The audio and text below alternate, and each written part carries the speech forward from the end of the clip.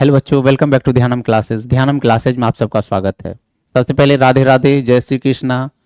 कैसे हो आप लोग? आशा करता हूँ आप लोग अच्छे होंगे।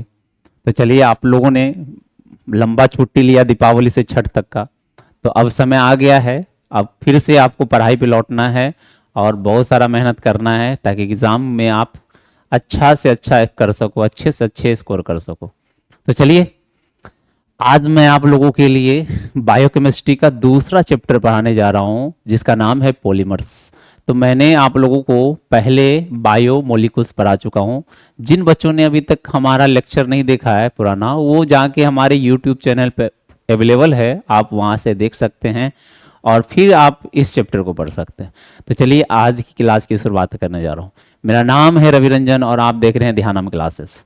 तो आज के इस लेक्चर में मैं एक नया चैप्टर है जिसका नाम है पॉलीमर्स, जिसको हिंदी में बहुलक कहा जाता है। और ये भी बहुत ही आसान चैप्टर है, बहुत ही आसान टॉपिक है और बहुत ज़्यादा स्कोरिंग भी है। यहाँ से केमिस्ट्री में क्वेश्चन जो है बहुत सारे ऑब्जेक्टिव पूछे जाते हैं, तो आप लोग इसको अच्छे से पढ़ना, बहुत आसान है। जैसे कि आप पूछोगे सर ये पॉलीमर्स क्या होता है, कि जैसे कि मैंने आप लोगों को पहले भी बायोमोलिकुल्स पढ़ा रहा था तो थोड़ा मोड़ा पॉलीमर्स के बारे में बताया था। बहुलक, बहुलक क्या होता है, इसका मतलब क्या होता है, बहुलक के क्या क्या एग्जाम्पल्स हो सकते हैं, बहुलक का क्लासिफिकेशन, वर्गीकरण कैसे किया जाता है। तो आज इसी लेक्चर में हम इस सब चीज़ों को देखेंगे और समझेंगे। तो चलिए, आज की लेक्चर की हम शुरुआत कर रहे हैं। तो सबसे पहला आपके दिमाग में यही क्वेश्चन आ रहा होगा, अक्सर ये बहुलक क्या होता है। तो बहुलक जो है एक लंबा चेन है। क्या है? बहुलक जो होता है पॉलीमर्स की जब भी हम बात करेंगे, एक लंबा लॉन्ग चेन है जो एक ही प्रकार के या अलग अलग प्रकार के अणुओं के मिलने से निर्माण होता है। बहुलक क्या है, हम बोलेंगे पॉलीमर्स के बारे में कि पॉलीमर्स क्या है। तो पॉलीमर्स जो है एक एक मतलब लंबा चेन है, एक लंबी श्रृंखला है जिसका निर्माण एक ही प्रकार के अणु या अलग अलग प्रकार के अणुओं से होता है। और जो अणु इसको बनाता है उसका कहा जाता है मोनोमर्स, नाम दिया जाता है। तो इसका सिंपल सा हम डेफिनेशन बता सकते हैं। पॉलीमर्स का डेफिनेशन क्या होता है? Polymers are those macromolecules which are form by repeated unit. इसका मतलब ये है, यह एक बृहद अणु है, एक लंबा है, एक लंबी सी चेन है। यह एक बृहद अणु है जो मतलब जो है एक या अलग अलग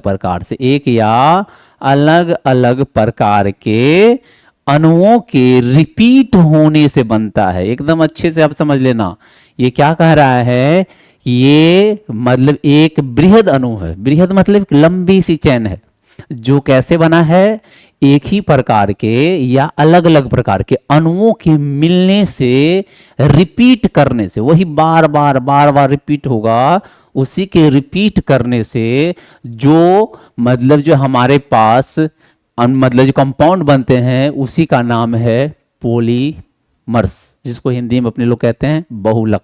क्या कहा जाता है? बहुलक। ये पॉलीमर्स दो शब्दों से ही बना है, एक का नाम है पॉली और दूसरा है मर्स। पहला शब्द पॉलीमर्स को बनाने वाला कौन सा है? पॉली, और दूसरा क्या है? मर्स। पॉली का अर्थ होता है बहुत और मर्स का मतलब होता है एक ही प्रकार के अणु, मतलब एक ही प्रकार के अणु के रिपीट होने से जो बहुत लंबा चेन बनता है, बहुत बड़ा चेन बनता है, उसी का नाम है पॉलीमर। हम इसको देखते हैं, इसके उदाहरण क्या है, इसको अच्छे से समझेंगे। तो आप इतना समझ लो, क्या कहा जा रहा है, पॉलीमर्स क्या है, वे माइक्रोमोलिक्यूल्स हैं, वे बृहद अणु हैं जो एक या अलग अलग प्रकार के अणुओं के रिपीट होने से बनता है। ये एकदम अच्छे से याद रखना, रिपीट कर रहा है, बार बार वही अणु मिल रहा है, ज्वाइंट हो रहा है, लंबा चेन बढ़ा रहा है, उसको चेन में वृद्धि कर रहा है, और उस वृद्धि करने से जो लंबा चेन प्राप्त होता है उसी का नाम तो बहुलक है। आप लोगों को मैंने बताया था, मैंने बायोमोलिक्यूल्स जब पढ़ाया था तो वहां पे मैंने आप लोगों को बताया था कि प्रोटीन जो है वो भी बहुलक है, न्यूक्लिक एसिड है वो भी बहुलक है। आप लोग कमेंट में बताएंगे कि प्रोटीन किसका बहुलक है। आप लोगों के लिए सवाल, आप लोगों को मैंने बायोमोलिक्यूल्स बहुत पढ़ाया है, अगर आप भूल गए होंगे तो मैं आपको बहुत मार मारूंगा, ठीक है। तो आप जो है आप कमेंट करके जरूर लिखें कि प्रोटीन का बहुलक कौन सा है, प्रोटीन किसका बहुलक है, और न्यूक्लिक एसिड जो है वो किसका बहुलक है। ये दोनों को बताना है, प्रोटीन और न्यूक्लिक एसिड दोनों का बहुलक बताना है, वो किन किन चीज़ों का बहुलक होता है, ठीक है। तो अब चलिए आगे हम बात करते हैं। बोलता है जिन छोटे छोटे अणुओं से मिलकर वो बार बार रिपीट करता है, पॉलीमर्स जिन छोटे छोटे अणुओं को मिलाकर बार बार रिपीट करता है उन्हीं अणु का नाम है मोनोमर्स। इसको हिंदी में कहा जाता है एकलक कहा जाता है, मोनोमर्स कहा जाता है। और ये एग्जाम का क्वेश्चन रहता है, ये क्वेश्चन आपसे पूछ देगा कि भैया पूछ, जैसे मान लो कि आप पूछेगा प्रोटीन, पूछेगा प्रोटीन के मोनोमर्स क्या हैं। मोनोमर्स मतलब जिन चीजों के रिपीट होने से बना है, जिन चीजों के बार बार रिपीट होने से बना है उनका नाम क्या दिया जाएगा, मोनोमर्स कहा जाएगा। तो प्रोटीन भी किसी चीज को रिपीट करके बार बार बना है, उसी तरह से न्यूक्लिक एसिड भी किसी चीज को बार बार रिपीट करने से बना है। पॉलीथीन जो अपने लोग बैग में पन्नी जो प्लास्टिक है ना पॉलीथीन, वो पॉलीथीन भी क्या है, बार बार किसी चीज को रिपीट करने से बना है। तो जो चीज बार बार रिपीट करता है उसी का नाम मोनोमर्स होता है, जिसको हिंदी में कहते हैं एकलक, क्या कहा जाता है। तो आपसे ये क्वेश्चन ऑब्जेक्टिव में कई बार पूछे जा चुके हैं, हर साल कहीं ना कहीं ये क्वेश्चन टकरा ही जाएगा, आपको बोर्ड एग्जाम में मिल ही जाएगा, ऑब्जेक्टिव के रूप में पूछ देता है पॉलीथीन के मोनोमर्स क्या हैं, पूछ देगा नेचुरल रबर के मोनोमर्स क्या हैं, पूछ देगा आपसे कि प्रोटीन के मोनोमर्स क्या हैं, पूछ देगा आपसे मतलब न्यूक्लियोटाइड के सॉरी न्यूक्लिक एसिड के मोनोमर्स क्या है। तो आपको समझना पड़ेगा, आपको ये जानना पड़ेगा कौन से मोनोमर्स कौन से पॉलीमर्स का निर्माण करता है। और इसके मैं बहुत सारे उदाहरण बताऊंगा, बहुत सारे एग्जांपल्स बताऊंगा। तो चलिए मैं इसको एक बार फिर से अच्छे से आपको समझा देता हूं, इसका मतलब क्या है, क्या कहा जा रहा है। जब बहुत सारे, जैसे मान लो कि बहुत सारा इकाई मिल जाएगा, बहुत सारा इकाई मिल जाएगा और उस इकाई के मिलने से आपस में वो जब ज्वाइंट हो जाएगा तो क्या करेगा, एक लंबा सा चेन का निर्माण कर, इधर बहुत सारा होगा, इधर भी बहुत लंबा होगा। तो ये जब बार बार एक ही अणु के रिपीट होने से जो एक लंबा चेन है, इसी का नाम है पॉलीमर्स। और ये इसको बनाने वाला जो भी है इसका नाम होगा मोनोमर्स, मोनोमर्स का नाम दिया जाए, इसी का नाम होगा मोनोमर्स। ये क्या होंगे, मोनोमर्स होंगे। ये क्या होंगे, सब मोनोमर्स हैं, मोनोमर्स है। जब बहुत सारा ऐसे ही बोल सकते हैं, जब बहुत सारे मोनोमर्स आपस में रिपीट करके ऐड हो जाते हैं, ज्वाइंट हो जाते हैं, उससे एक लंबी श्रृंखला का निर्माण होता है, उसी का नाम है पॉलीमर्स। ये चेन का नाम होगा पॉलीमर्स और इसके बनाने वाले इकाई का नाम है मोनोमर्स, जिसको हिंदी में कहते हैं एकलक। क्लियर हुआ, कोई ज्यादा बड़ा चीज नहीं है, कोई पॉलीमर्स जो है कोई विशाल ऐसा नहीं है कि वो मतलब दूसरे दुनिया से आया, नहीं भैया, हम लोगों ने बनाया है। हम लोग मतलब जो प्रकृति ने बनाया, कुछ प्रकृति ने बनाया, कुछ हम लोगों ने बनाया है। तो आप इसको समझना पड़ेगा कि ये पॉलीमर्स होता क्या है। पॉलीमर्स क्या है, पॉलीमर्स ऐसे बृहद अणु हैं जो एक या अलग अलग प्रकार के अणुओं के रिपीट होने से निर्माण होता है, बनता है। जो बार बार रिपीट कर रहा है उसी का नाम है मोनोमर्स। कितना आसान है। चलो इसके एग्जाम्पल्स देखता हूं, क्या क्या इसके एग्जाम्पल्स हो सकते हैं। तो आप लोगों ने इस बात को समझ लिया होगा कि पॉलीमर्स क्या है। आप इसका एक बार आप स्क्रीनशॉट ले लेंगे, ठीक है, फिर मैं आगे चलूं। ले लिया आपने स्क्रीनशॉट, चलिए बहुत अच्छा। तो आप इसको नोट्स में अच्छे से बनाते रहेंगे। अच्छा, ये जो है पॉलीमर्स जो है ये ग्रीक वर्ड से आया है। ग्रीक का दो वर्ड आया है, एक का नाम है पोली और एक का नाम है मर्स।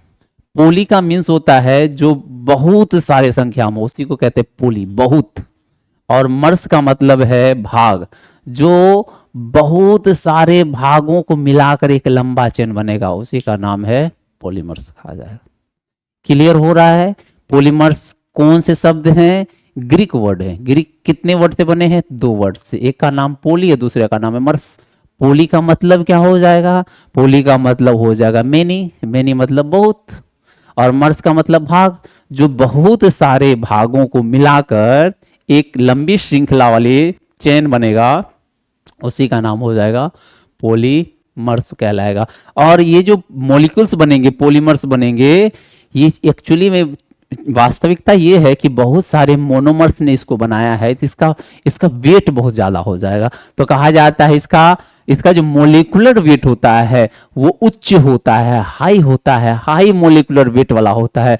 लगभग 20,000 AMU इसका मोलिकुलर वेट जो है मापा जाता है।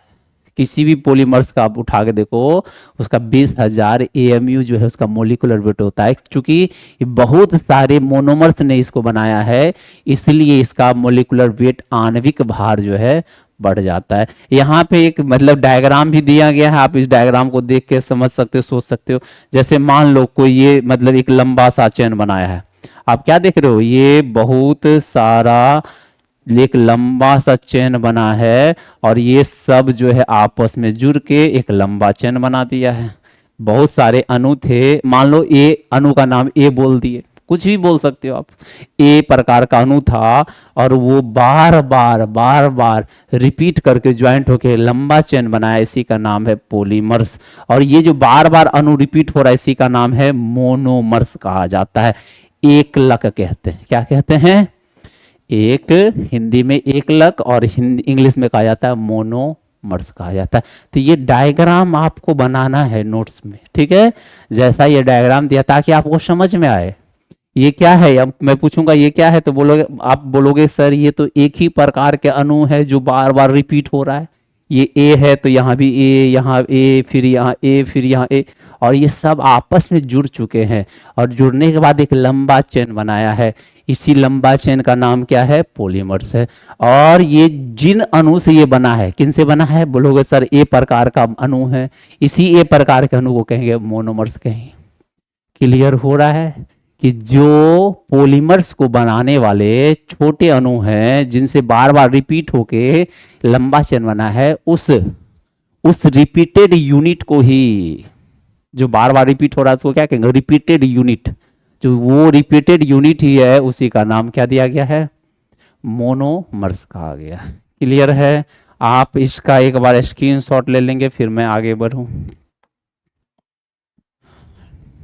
ठीक है ना। चलिए, ले लिया आपने, बहुत अच्छा। अब आगे बढ़ता हूं। अब जरा देखो इसके एग्जाम्पल्स क्या क्या है। सर दुनिया में कौन कौन से ऐसे कंपाउंड है जो पॉलीमर्स नेचर के हैं, तो उसमें से बहुत सारा है, सब के बारे में पढ़ने जाएंगे। यहाँ पे सब के बारे में पढ़ना है अपने लोगों को, घबराओ नहीं, सब पढ़ाएंगे, ठीक है, एकदम अच्छे से पढ़ाऊंगा, धीरे धीरे करके पढ़ाऊंगा, अच्छे से समझाऊंगा। क्योंकि आप लोग एक बार इसको समझ लोगे तो फिर ज़्यादा इस टॉपिक पे मेहनत करने की आवश्यकता नहीं है, बस रिवीजन करते रहना है, ज़्यादा इस पे दिमाग नहीं लगाना है, आपको समझ के रिवीजन बार बार करना है। क्लियर हो रहा है, तो चलिए इसका सबसे पहला एग्जाम्पल लेता हूँ, पॉलीथीन। जो अपने लोग मार्केट में जो सामान लाते हैं पॉलीथीन में, पन्नी में, वो पॉलीथीन इसका बेस्ट उदाहरण है पॉलीमर्स का, और इसी के बारे में सबसे पहले पढ़ेंगे, पॉलीथीन। दूसरा एग्जाम्पल है नायलॉन। नायलॉन की रस्सी अब देखे होंगे मार्केट में, नायलॉन जो मिलता है, नायलॉन का इस्तेमाल बहुत जगह किया जाता है, ठीक है। हम जब पढ़ेंगे तो इसके इस्तेमाल प्रयोग सबको देखेंगे वहां पे। तो पहला एग्जाम्पल क्या है, पॉलीथीन। दूसरा एग्जाम्पल क्या है, नायलॉन। और तीसरा एग्जाम्पल क्या है, प्रोटीन। तीसरा एग्जाम्पल क्या है, प्रोटीन है। अब पॉलीथीन किससे बना है, बहुत सारा, जब इथीन ग्रुप मिल गया, देखो नाम से ही क्लियर है, आप पता है मैक्सिमम पॉलीमर्स का आप मोनोमर्स ऐसे ही बता सकते हो, मैं बताऊंगा कैसे बताना है। यहां देखो, यहां लिखा है पॉलीइथीन, पहला जो उदाहरण दे रहा हूं यहां पे पॉलीइथीन दे रहा हूं। इसका मतलब क्या है, बहुत सारा। देखो यहां पे पॉली का मतलब क्या हो जाएगा, बहुत सारा, और इथीन मतलब, इथीन के बारे में जानते हैं अपने लोग, ऑर्गेनिक केमिस्ट्री पढ़े होंगे, मेथेन, इथेन, प्रोपेन, ब्यूटेन, पढ़े कि नहीं, मतलब इथीन के बारे में पढ़ेंगे, मिथीन, इथीन, प्रोपीन, ब्यूटीन, मतलब ब्यूटेन, ये सब पढ़े कि नहीं पढ़े, ये सब अपने लोग ऑर्गेनिक केमिस्ट्री में पढ़ते हैं।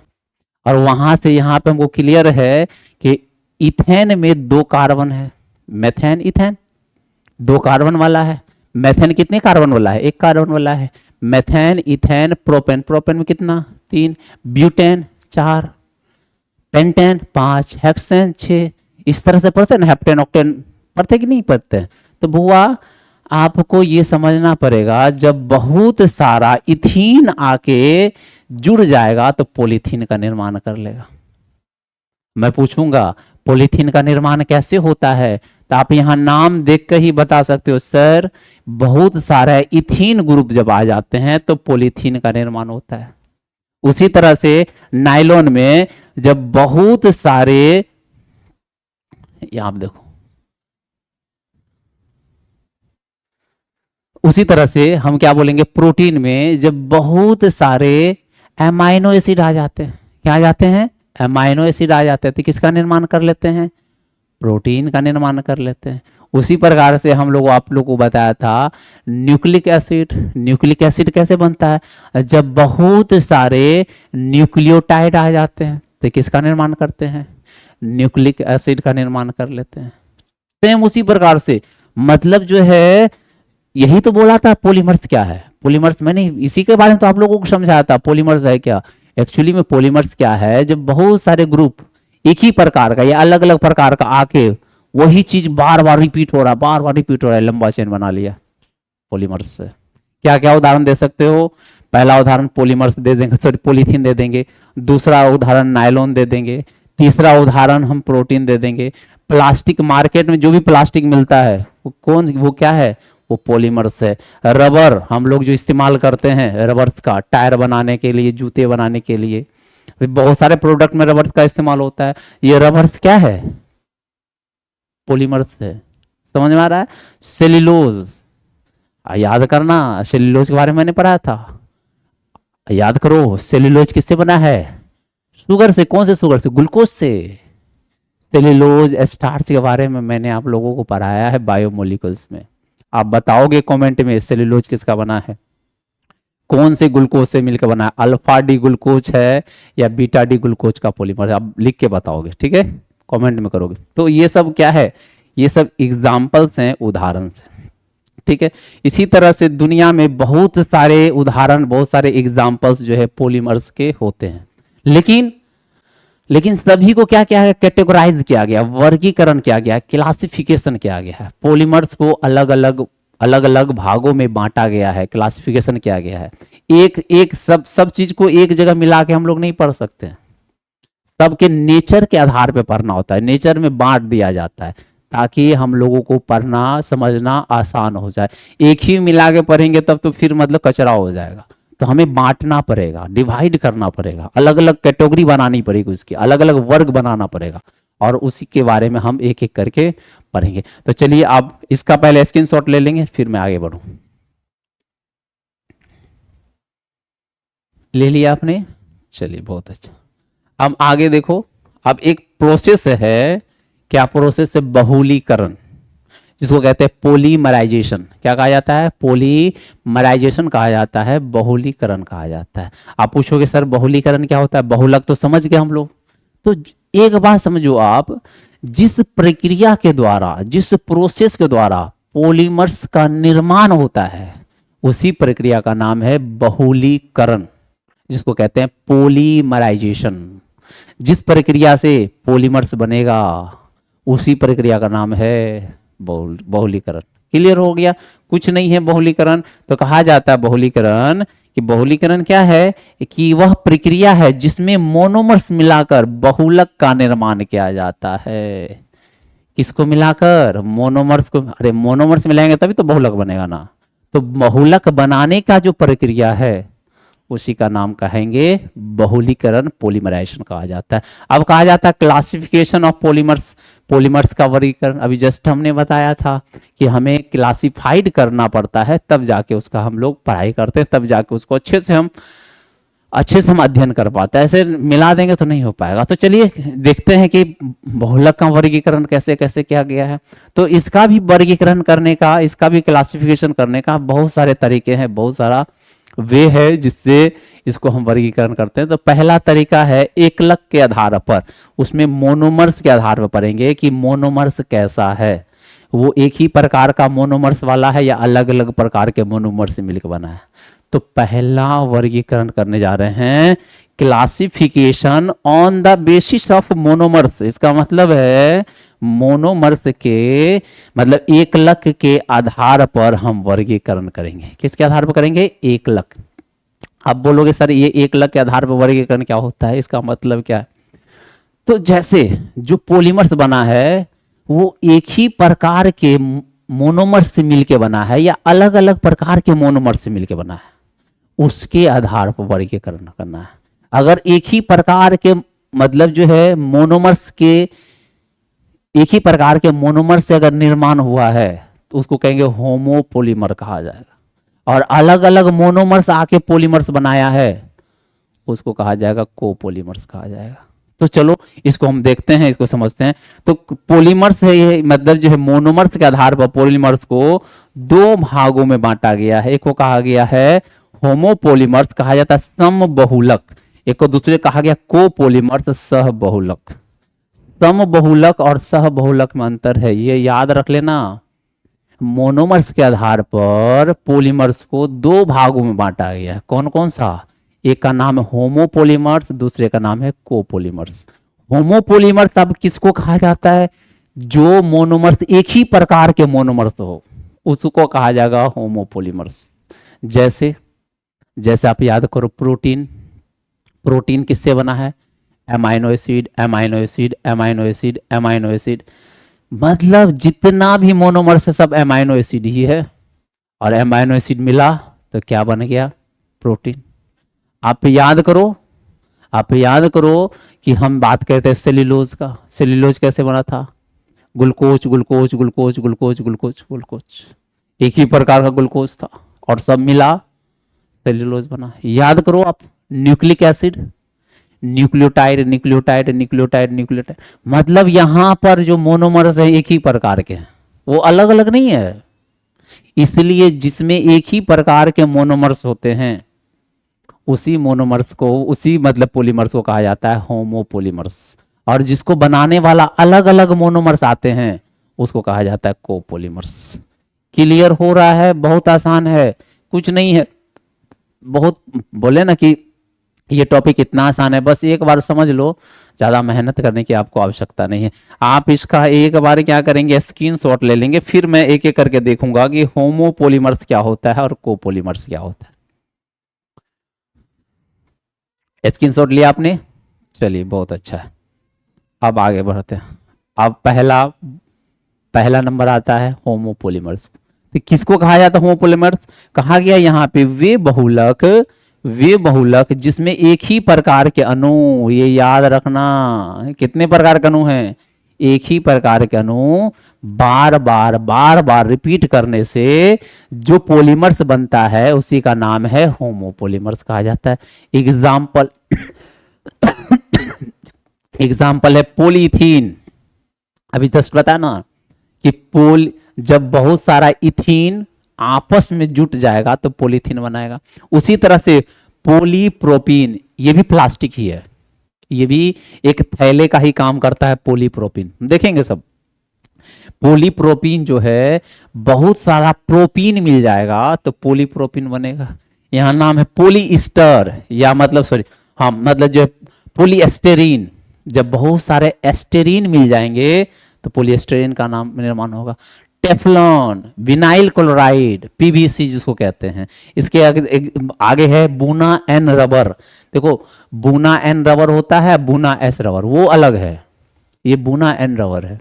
ठीक है, जब हम रबर पढ़ेंगे ना तो वहां पे सारा रबर के बारे में हम पढ़ेंगे। ठीक है, आप ये एग्जाम्पल है, आप इसको याद रखना। इनमें से पता है ऑब्जेक्टिव कैसे पूछेगा? आपको दे देगा, बोलेगा बताओ निम्नलिखित में से which of the following is a homopolymer. निम्नलिखित में से कौन सा बहुलक समबहुलक है? होमोपोलीमर्स होते हैं। एक उदाहरण दे देगा, आप उसको चूज करना है आप लोगों को। तो एकदम ये ज्यादा प्रेशराइज नहीं मत करो दिमाग को, बस याद रखो मोस्ट ऑफ द टाइम क्या होता है, नाम से ही क्लियर हो जाएगा वो होमोपोलीमर है या कोपोलीमर है। जैसे पॉलीथीन, अच्छा पॉलीथीन मतलब सोचा अच्छा बहुत सारा इथीन मिलेगा पॉलीथीन बन जाएगा, बहुत अच्छा। अब बोलेगा सर पॉलीप्रोपीन, अच्छा पॉलीप्रोपीन मतलब बहुत सारे प्रोपीन के मिलने से बना होगा। नाम देखो ना, आप खुद करो ना, आपको खुद याद हो जाएगा। अच्छा, आपसे पूछा जाएगा पॉलीएस्टेरीन, सर बहुत सारे एस्टेरीन ग्रुप मिलेंगे, तो वहां पे पॉलीएस्टेरीन का निर्माण हो जाएगा। आप बोलेगा कि मतलब जो है ये पीवीसी, पॉलीविनाइल क्लोराइड, जब विनाइल क्लोराइड बहुत सारा मिलता है तो टेफ्लॉन देखेंगे, टेफ्लॉन काम करेंगे, सब देखेंगे। फिर बूना एंड रबर, ये सब ऐसे उदाहरण हैं जिसको बनाने वाला जो मोनोमर्स है वो एक ही प्रकार के मोनोमर्स। क्लियर हो रहा है? ये एकदम अच्छे से याद रखो। वैसे अपने लोग इसका जब पढ़ते हुए चलेंगे तो सब याद होते हुए चलेगा, ठीक है। एक एक करके आपको वहां पे आपको याद हो जाएगा। वहां पूछूंगा कि ये होमोपोलीमर्स है या कोपोलीमर्स है, ठीक है। आपको आंसर करना है। आप पहले इसका स्क्रीनशॉट कर लेंगे, फिर मैं आगे बढ़ूं। ले लिया आपने? स्क्रीनशॉट लिया आपने? चलिए बहुत अच्छा। चलिए अब सबसे पहला इसमें अपने लोग पढ़ने जा रहे हैं पॉलीथीन के बारे में, कि पॉलीथीन क्या होता है, पॉलीथीन का निर्माण कैसे होता है, पॉलीथीन को बनाने वाला मोनोमर्स कौन से हैं। यहाँ पे आप देखेंगे उसके इस्तेमाल क्या है, उसका यूजेज क्या है, ये सब देखेंगे। तो पहला इसमें से पहला पॉलीमर्स पढ़ने जा रहे हैं जिसका नाम है पॉलीथीन। और ये याद रखना, एग्जाम में कई बार क्वेश्चन यहाँ से पूछे गए हैं, आप एकदम भूलना नहीं, बहुत आसान है।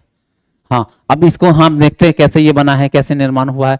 तो पॉलीथीन, यहां नाम से क्लियर है, पॉलीथीन का जो निर्माण है बहुत सारे इथीन ग्रुप के रिपीटेशन से हुआ है। जब बहुत सारा इथीन हमारे पास था, उसको बहुत सारे इथीन को हम जब जोड़ना शुरू कर दिए तो जुड़ कर क्या किया, पॉलीथीन का निर्माण किया। आप पूछोगे सर कैसे जुड़ जाएगा, अपने आप जुड़ जाएगा क्या? नहीं, रिएक्शन कराना पड़ेगा, रिएक्शन के बिना नहीं जुड़ सकता है। बोलेगा सर रिएक्शन तो मुझे नहीं आता है, बहुत आसान है, बहुत आसान है।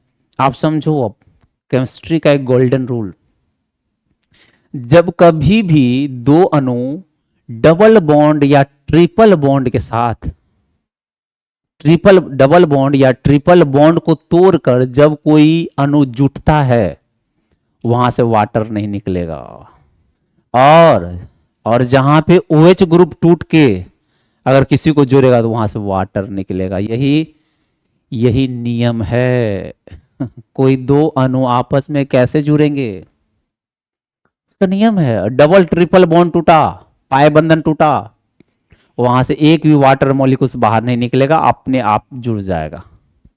और अगर OH ग्रुप टूटा और OH ग्रुप टूट कर दो अणु जुड़ा, वहां से वाटर मॉलिक्यूल्स निकलेगा। तो पता है इस रिएक्शन को कंडेंसेशन रिएक्शन होता है, एडिशन रिएक्शन होता है, ये सब आगे पढ़ेंगे हम, कंडेंसेशन रिएक्शन और एडिशन रिएक्शन क्या होता है। बस अभी आप लोगों को समझा रहा हूं लॉजिक। लॉजिक क्या, जब डबल बॉन्ड टूटेगा कोई वाटर मॉलिक्यूल्स नहीं निकलेगा, OH टूटेगा वाटर मॉलिक्यूल्स बाहर निकलेगा। वाटर निकल गया तो समझ लेना बंधन बन गया है, जुट गया है। अगर डबल बॉन्ड टूटा है, वाटर नहीं निकलेगा, फिर भी जुट जाएगा दोनों आपस में। ये सब लॉजिक है जो आपको याद रखना है। तो क्या कहा गया, जब पॉलीथीन का निर्माण कैसे होता है, बहुत सारे इथीन के मिलने से पॉलीथीन का निर्माण होता है। तो मैं पहला क्वेश्चन पूछूंगा, पॉलीथीन को बनाने वाले मोनोमर्स कौन हैं? बोलोगे सर जिससे बना है वो, किससे बना है? इथीन से। बताओ किससे बना है? इथीन से। तो हम बोलेंगे कि पॉलीथीन का मोनोमर्स होता है इथीन। क्या होता है? इथीन। बहुत सारे इथीन जब आपस में जुड़ जाते हैं तो पॉलीथीन बनता है। अब आप लोग अपने लोग जानते होंगे, जब N लग जाता है, N मेथेन है ना, जब N लगता है तो वहां कौन सा सिंगल बॉन्ड होता है। और जब इन लग जाता है, लास्ट में इन लग जाएगा तो उसका मतलब क्या, डबल बॉन्ड है। अरे कौन सा बॉन्ड है वहां पे? डबल बॉन्ड होगा। इन मिथीन डबल बॉन्ड, उसमें जब होगा तो उसमें डबल बॉन्ड होगा। मिथीन, प्रोपीन, ये सब क्या है, डबल बॉन्ड वाला। इन जब लास्ट में लग जाए डबल बॉन्ड। केमिस्ट्री में, ऑर्गेनिक केमिस्ट्री में आप लोग पढ़ेंगे, बहुत बेसिक है, ये बहुत बेसिक है। अगर नहीं पढ़े तब तो फिर मतलब जो है आपके बारे में कुछ कहना ही नहीं, आप तो बहुत महान व्यक्ति होंगे निश्चित रूप से। तो ये आप समझ लेना, जब मेथेन लास्ट में एन लग जाए तो सिंगल बॉन्ड वाला है, और इन लग जाए तो डबल बॉन्ड वाला है। तो यहाँ क्या है, मेथीन मतलब इथीन है, मेथेन इथेन, दो कार्बन, और दोनों कार्बन के बीच में कैसा बंधन, डबल बॉन्ड। अभी जस्ट बताया था ना कि दो कार्बन होगा, मेथेन सिंगल, मेथेन इथेन, तो मतलब क्या है, इथेन में कितना कार्बन, दो कार्बन, प्रोपेन तीन, उसके बाद क्या है, ब्यूटेन चार, पेंटेन पांच। तो यहाँ क्या है, इथीन, तो डबल दो कार्बन, और लास्ट में देखो क्या लगा है, इन लगा है, क्या लगा है लास्ट में, इन लगा है, देखो ना लास्ट में इन लगा, इसका मतलब इसमें डबल बॉन्ड है। और हम जानते हैं कार्बन के पास कितनी वैलेंसी, चार वैलेंसी। देखो इस कार्बन का दो वैलेंसी पूरा हो चुका है, इसका भी दो पूरा हो चुका है, तो जगह कितना खाली है, बोलेगा सर दो इस पे खाली है, दो इस पे खाली है, तो दो हाइड्रोजन को जोड़ दो, कोई नहीं आएगा तो कौन जुट जाएगा, हाइड्रोजन बेचारा कहीं आके लटक जाएगा। तो यहाँ पे दो हाइड्रोजन यहाँ और दो हाइड्रोजन यहाँ आपस में जुड़ गया, इसी का नाम है इथीन। क्या नाम है, इथीन। कितना आसान है, नाम से ही क्लियर है, इथीन बहुत आसान है। मेथेन इथेन दो कार्बन, इन लग गया डबल बॉन्ड, और डबल बॉन्ड लगने के बाद कार्बन के पास जितनी वैलेंसी बच गई है, जितना जगह खाली है, उसमें हाइड्रोजन जोड़ दो, काम खत्म, कहानी खत्म। तो क्लियर हुआ ना। अब इसको हम बना के दिखाता हूं ये कैसे बनता है। अच्छा एक बात आपको समझना पड़ेगा, जो पॉलीथीन बनेगा, दो प्रकार का पॉलीथीन बनेगा। एक का नाम होगा हाई डेंसिटी पॉलीथीन, एक का नाम होगा लो डेंसिटी पॉलीथीन। आप पूछोगे सर कैसे दो प्रकार का पॉलीथीन बन जाएगा, बहुलीकरण करने का तरीका, ये तरीका पे निर्भर करेगा कि रिएक्शन के समय में हम कौन से चीजों का इस्तेमाल कर रहे हैं, रिएक्शन कराने के लिए हम इस्तेमाल किसका कर रहे हैं, उस बात पे निर्भर करेगा पॉलीथीन कैसा होगा, लो डेंसिटी वाला होगा कि हाई डेंसिटी वाला। बोले सर मेरे को तो नहीं समझ में, आप चिंता नहीं करो, बस आप बने रहो कंसंट्रेशन के साथ, पढ़ाई करते रहो, इधर उधर दिमाग को नहीं भटकाना है, ठीक है। अब देखो मैं यहां समझाता हूं एक एक करके। तो दुनिया में जो है पॉलीथीन जो है दो भागों में बांटा गया है। पॉलीथीन जब बन के आता है दो भागों में है, एक का नाम है लो डेंसिटी पॉलीथीन और दूसरे का नाम है high density polythene. Low density polythene को शॉर्ट में कहेंगे LDP, हाई डेंसिटी को कहेंगे HDP। नाम लिखा हुआ है, लो मतलब कम डेंसिटी वाला होगा, हल्का होगा, कमजोर होगा, और हाई डेंसिटी का पॉलीथीन थोड़ा सा मजबूत होगा, थोड़ा सा वो मतलब इससे मोलिकुलर वेट इसका थोड़ा ज्यादा होगा, भारी होगा, ज्यादा मजबूती होगा, उसके स्ट्रेंथ ज्यादा होगा उसमें, इसमें स्ट्रेंथ कम होगा। हम दिखाएंगे इसके उदाहरण एग्जाम्पल सब दिखाएंगे। पहले ये समझाता हूं कि पॉलीथीन का निर्माण होगा कैसे, इथीन कैसे जुड़ेगा। तो सबसे पहला हम लोग बनाने जा रहे हैं low density polythene, LDP, low density polythene. उसके बाद पढ़ेंगे हाई डेंसिटी पॉलीथीन। अंतर इसी का है, बहुलीकरण का तरीका। इसका बहुलीकरण, लो डेंसिटी पॉलीथीन का बहुलीकरण पेरोक्साइड के प्रेजेंस में करते हैं, और इसका बहुलीकरण अलग है। देखेंगे कहाँ कहाँ किस किस प्रकार से हम बहुलीकरण करते हैं। तो सबसे पहला हम लोग पढ़ने जा रहे हैं लो डेंसिटी पॉलीथीन। आप इसके एक बार स्क्रीनशॉट ले लेंगे इसका। ले लिया आपने स्क्रीनशॉट, चलिए क्लियर हुआ। मैं कभी क्वेश्चन आपसे पूछूंगा पॉलीथीन को बनाने वाले मोनोमर्स कौन से हैं, तो आप बिना सोचे समझे आप आंसर कर देना कि वो है सर इथीन, ठीक है।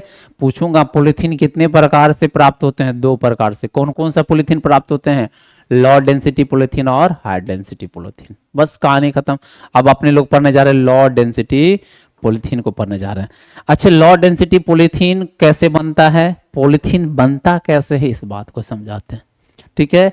जब हम बहुत सारे ethene CH2 double bond CH2, फिर CH2 डबल बॉन्ड CH2, और भी बहुत सारा ले सकते हैं, लेकिन अभी दो ही को जोड़ के बता रहे हैं। लेने के लिए और भी लिया जा सकता है, चलो ले लेता हूं एक और, CH2 डबल बॉन्ड CH2। अब क्या हुआ कि ये सबको आपस में जोड़ना है। ये क्या है, एक इथीन है, ये भी इथीन है और ये भी इथीन है, सबको जोड़ना। इसी प्रकार से जितने भी होंगे सब आपस में जुड़ेंगे। कैसे जुड़ेगा? केमिस्ट्री का रूल, अगर OH ग्रुप रहता OH को हटा के जोड़ता। यहां OH नहीं है, एक चीज है डबल बॉन्ड है। बताया था ना कि भैया सबसे पहला अगर डबल बॉन्ड और OH होगा तो डबल बॉन्ड या OH में से किसी एक को हटाएगा और वहां पे तोड़ के आपस में जुड़ के रिएक्शन करके जुड़ जाएगा। यहां पे OH है ही नहीं, अल्कोहल ग्रुप है ही नहीं, हाइड्रोक्साइड है ही नहीं, यहां है केवल और केवल क्या, डबल बॉन्ड। अगर इसको इसको जोड़ना है तो ये अपना डबल बॉन्ड तोड़ेगा, ये भी अपना डबल बॉन्ड तोड़ेगा और दोनों डबल बॉन्ड तोड़ने के बाद आपस में ये जुड़ जाएंगे। तो चलिए मैं दिखाता हूं कैसे ये डबल बॉन्ड तोड़ता है, कैसे ये आपस में जुड़ता है। अब ये यहाँ पे थोड़ा सा हटा रहा हूं कुछ चीजों, अब बंधन बना रहे हैं। देखो अब क्या होगा, ये क्या होगा, ये वाला बोलेगा कि देखो हम आपस में जुड़ते हैं, तो बोलेगा कैसे जुड़ेंगे, मेरा वैलेंसी 4 कंप्लीट है, ये बोलेगा मेरा वैलेंसी 4 कंप्लीट है। लेकिन दोनों को जुड़ना है, किसी भी हालत में जुड़ना है, जुड़ेगा तभी तो पॉलीथीन का निर्माण करेगा, नहीं तो कैसे निर्माण कर सकता है। और ये कार्बन के पास 2 डबल बॉन्ड है, 2 हाइड्रोजन है, 4 वैलेंसी पूरा। इस कार्बन के पास 2 डबल बॉन्ड है, 2 हाइड्रोजन है, 4 वैलेंसी पूरा। तो अब ये आपस में डिसाइड करेगा, ऐसा करो एक यहां से हम अपना पोजीशन खाली करते हैं और ये बोलेगा एक अपना हम पोजीशन खाली करते हैं, दोनों का खाली हो गया। क्या हो गया, दोनों का अब खाली हुआ। दोनों के खाली होने से दोनों के बीच में एक बंधन बन जाएगा। अब जरा देखो, क्या ये बंधन बन गया तो क्या वैलेंसी पूरा हो गया? नहीं हुआ। क्यों नहीं हुआ? यहां देखो ना, यहां पे कितना है, 2 हाइड्रोजन है, 2 4, ये तो पूरा हो गया इसके पास। अरे देखो यहाँ कार्बन के पास 2 हाइड्रोजन पहले से था, एक बंधन यहां बना, एक बंधन, इसका तो काम तमाम। इसका देखो, ये इसका भी काम तमाम हो गया, इधर एक बंधन इधर, 2 हाइड्रोजन, 4 हो गया। उसी तरह से ये दोनों जब आपस में मतलब होगा। अब यहां पे देखो लास्ट वाला को, इस वाला को देखो, यहां पे क्या हुआ, यहां तो बंधन तोड़ा, लेकिन यहां पे जो है इसके पास 3 ही वैलेंसी पूरा है। ये वाला देखो ना, ये वाला सॉरी, इसके पास देखो, इसके पास 3 ही तो पूरा हुआ रहा ना, 2 हाइड्रोजन है और एक ये बंधन है। ये बोलेगा कि मेरे को भी दो, हमको तो ये डबल बॉन्ड तोड़ दिया, लेकिन मेरे अंदर कहाँ बचा, मेरे अंदर कुछ जुड़ने वाला नहीं है। तो ये क्या करेगा, इधर जो अणु होंगे उससे जुड़ जाएगा, इधर जो इथिन होगा उससे जुड़ जाएगा। और ये वाला देखो, ये टूटा और ये भी ऐसे करके ये अपना बंधन तोड़ेगा और आपस में ये दोनों जुड़ जाएगा। और ये वाला फिर अगला से जुड़ेगा, फिर वो उसके अगले से जुड़ेगा, फिर वो उसके अगले से जुड़ेगा। और कहानी इधर भी वैसा ही चलेगा, ये आगे वाला से जुड़ेगा, फिर ये अगला इथीन से, फिर वो अगला इथीन से, और ऐसे करके ये इथीन का एक लंबा चेन बनेगा। इसी का नाम होगा पॉलीइथीन। क्या नाम हो जाएगा? पॉलीइथीन कहलाएगा। और पॉलीथीन मतलब इसका इस्तेमाल हम लोग कहाँ करेंगे? इसका इस्तेमाल करेंगे हम लोग अलग अलग वस्तुओं के निर्माण में करेंगे, पॉलीथीन बनाने में करेंगे हम, मतलब कैरी बैग होता है ना जो मार्केट से मान लेते, तो वहाँ बनाने में करते हैं, बोतल्स बनाने में करते हैं, बहुत सारा तरह का खिलौना बनाने के लिए हम लोग इस्तेमाल करते हैं। देखेंगे इस्तेमाल।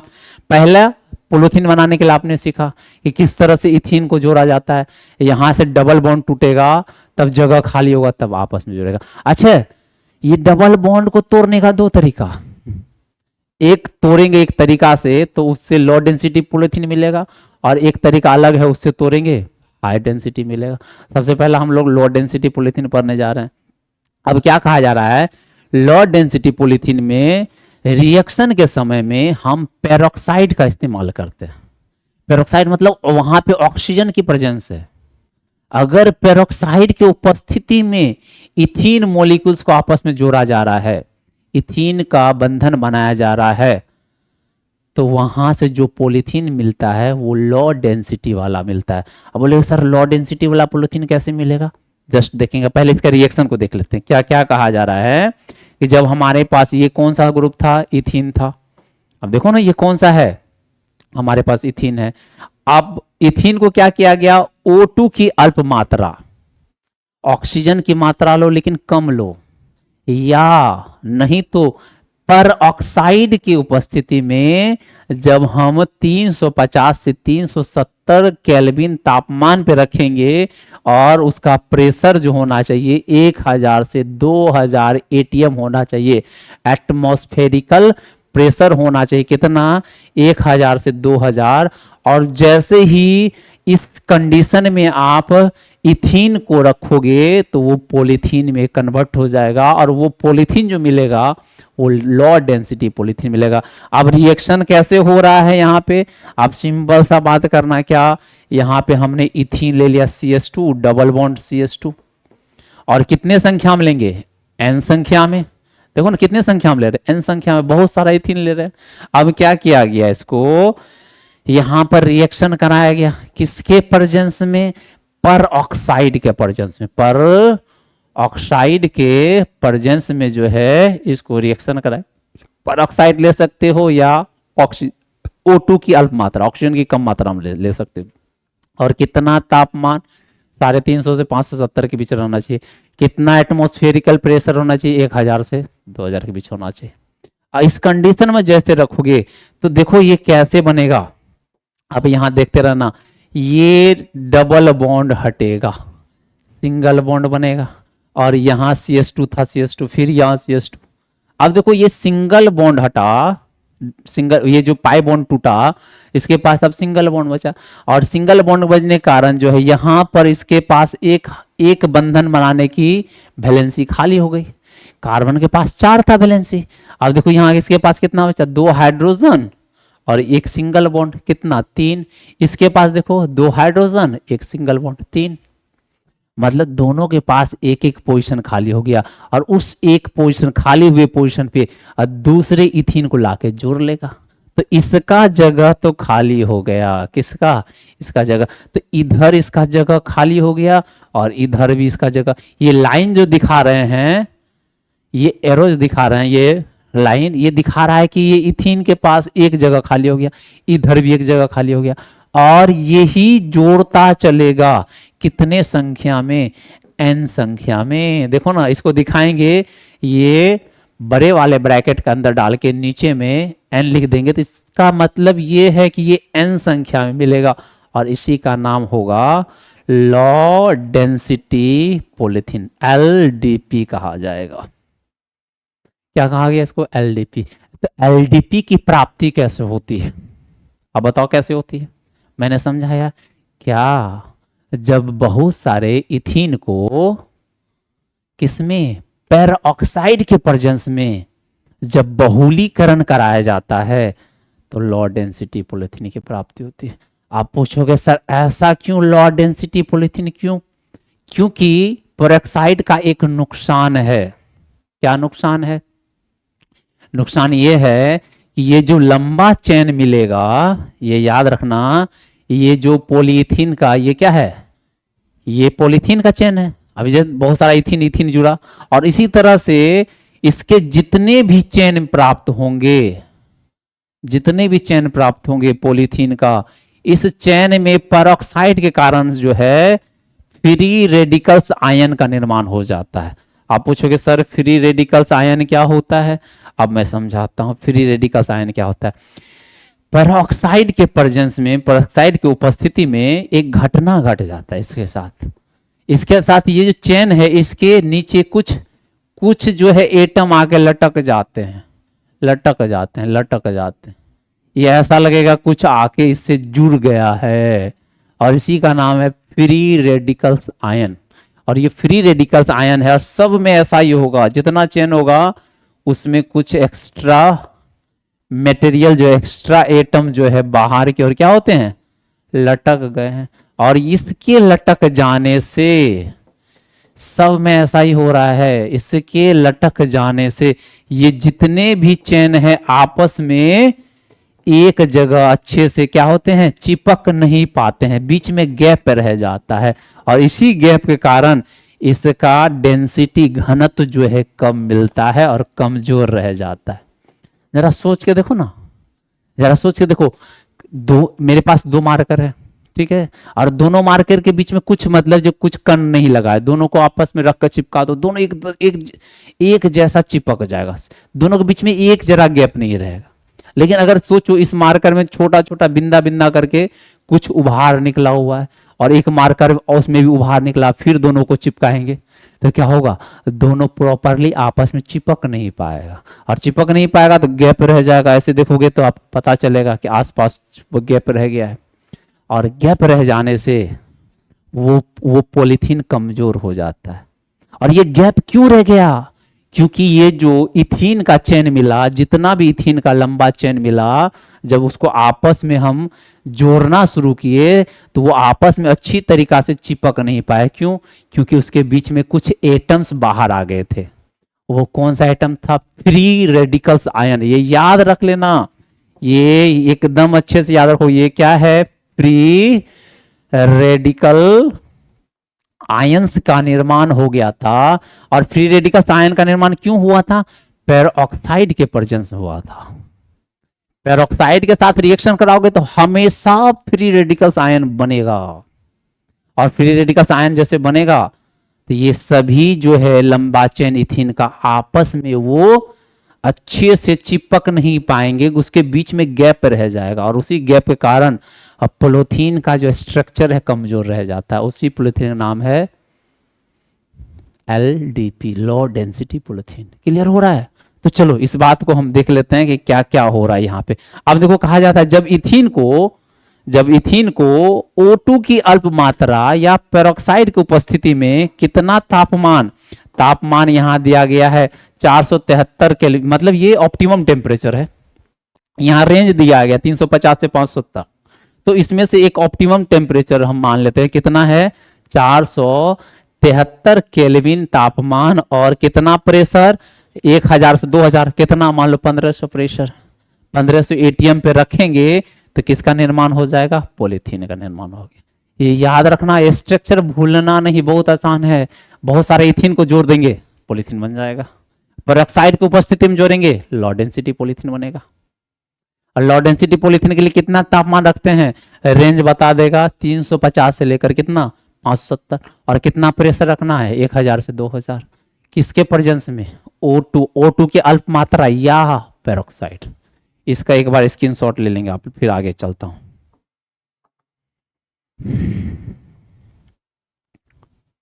ले लिया स्क्रीनशॉट आपने, चलिए अब आगे चलता हूं।